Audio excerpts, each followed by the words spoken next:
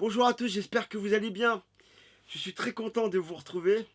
Aujourd'hui, on va commencer en parlant de la WWDC qui s'est tenue il y a quelques jours en arrière.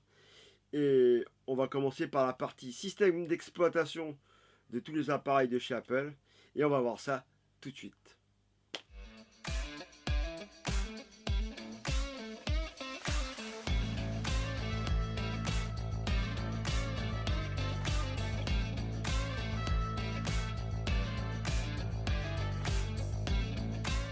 Vous avez vu le changement? Et oui, j'ai changé le nom de ma chaîne. Dorénavant, elle s'appelle News, Tech et Mobile. J'ai pensé qu'il était bien de changer le nom pour que ça colle plus à la nouvelle direction que j'ai pris dernièrement, c'est-à-dire de parler d'Apple, des technologies qui ont rapport avec les tablettes, les téléphones, les montres connectées, etc., etc. La liste est un peu longue. Donc, bienvenue dans ma chaîne News Tech et Mobile.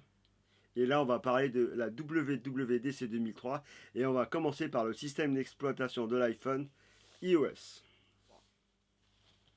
10 widgets interactifs où on pourra interagir sans ouvrir le widget. Il y aura aussi la transcription des messages vocaux sur e-message.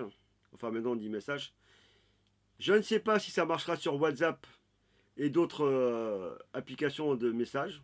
Mais en tout cas, déjà, il y aura sur message. Peut-être que ce sera que au début, mais que après, ça va s'étaler sur les autres applications. À voir.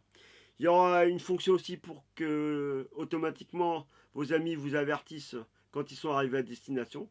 Les amis ou vos enfants ou des personnes, vos parents, vos proches, etc.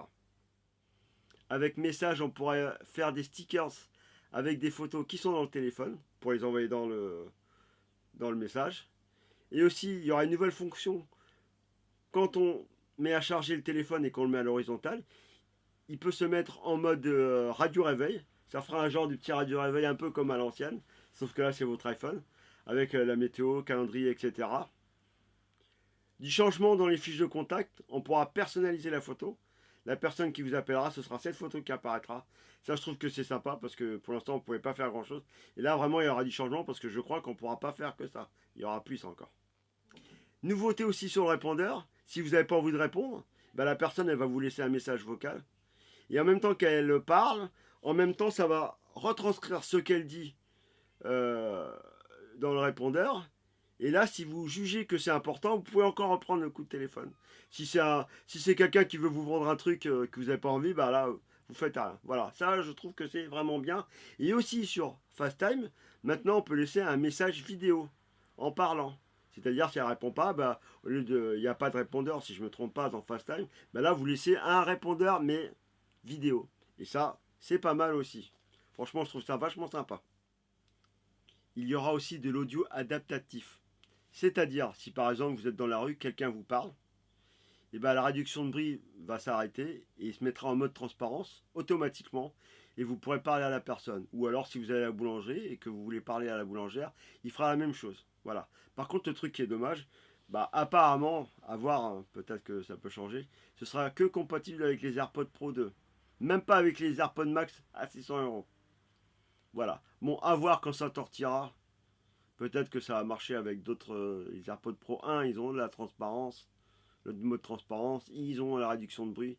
Donc pourquoi ça marcherait pas? Bon, à voir. Maintenant, il faudra plus dire dis Siri, il faudra dire Siri. Et en plus, on pourra enchaîner les questions sans avoir à dire entre chaque question Siri, nanani nana, Siri, nanani, là ce sera sans interruption. Un gain de temps quoi. Et des fois, ça, bah, Siri prenait à confusion ce qu'on disait des fois. À voir comment ça va se passer. Nouvelle application journal qui fait un petit résumé de votre journée, de ce que vous avez fait, les photos, ce que vous avez regardé, etc., etc. On pourra modifier, rajouter des choses. Oui, j'ai été aussi à la plage, j'ai mangé une glace, etc., etc. Pour garder un peu vos souvenirs, comme un journal intime. Je ne sais pas si ça va être de super utilité.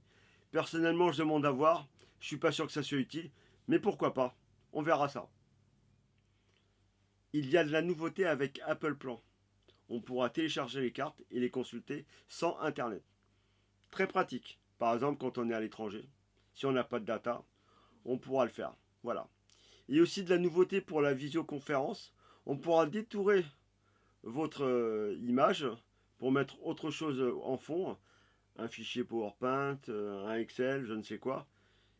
Ça sera bien, surtout que ce ne sera pas que sur FaceTime par exemple, mais ce sera aussi sur Zoom et d'autres applications de visioconférence.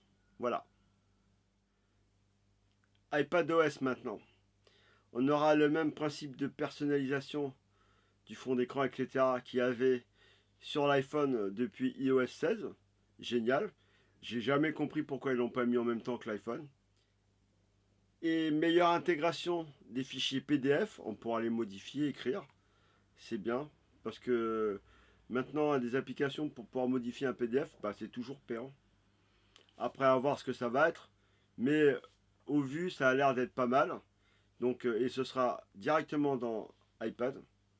Dans l'iPad. Ou peut-être même aussi peut-être que sur l'iPhone aussi, il y aura ça. Je ne sais pas.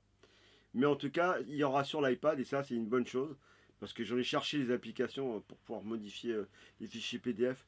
Et c'était toujours un minimum payant, quoi. Donc là, ce sera intégré directement dehors. Voilà. Et d'autres petites choses aussi qu'ils ont sorties. Mais bon, il n'y a pas de grandes nouveautés sur l'iPadOS. Non. tvOS maintenant. Nouvelle présentation.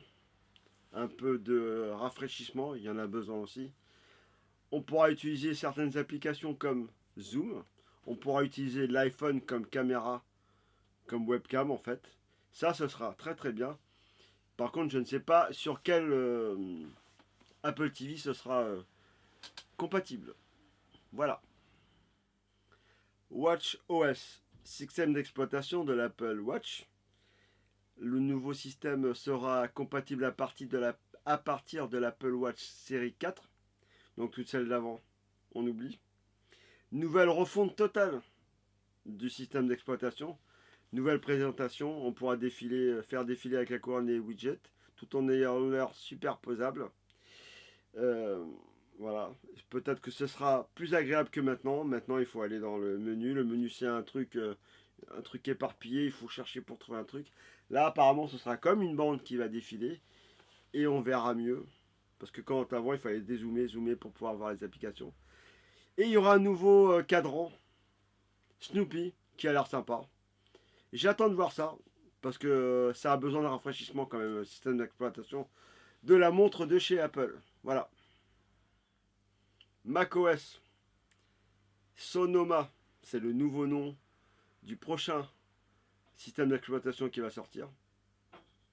On aura des widgets, des choses comme ça, notamment des widgets météo, comme sur l'iPad et sur l'iPhone. Donc ça va encore se rapprocher encore plus du système d'exploitation iOS et iPadOS. Donc il y aura des nouveautés dans la fonction rappel, météo, FaceTime, Safari et encore d'autres. Voilà. Voilà tout ce que je devais dire sur la partie logicielle de tous ces nouveaux joujoux que nous avons ou qui vont sortir. Donc il y a des choses sympas, mais il n'y a pas tellement de nouveautés que ça, mais c'est toujours quelques trucs sont quand même sympas à venir et j'ai hâte de voir ça et probablement ce sera sympa. J'espère que vous avez aimé cette vidéo. S'il vous plaît, n'hésitez pas à liker, à lâcher les pouces en l'air, à vous abonner si ce n'est pas encore le cas, si vous voulez voir les autres news, les autres choses qui vont apparaître pour la téléphonie, la technologie, etc. Et n'hésitez pas aussi à lâcher un commentaire si vous avez une question ou si vous voulez rajouter quelque chose ou s'il y a quelque chose que j'ai oublié peut-être ou si vous avez des questions à poser. Dites-moi aussi quelle est la chose ou la fonction qui vous plaît le plus sur quel matériel qui vous plaît le plus dans ce qui va sortir dans les nouveaux systèmes d'exploitation. Voilà, je vous dis à la prochaine. À bientôt. Merci.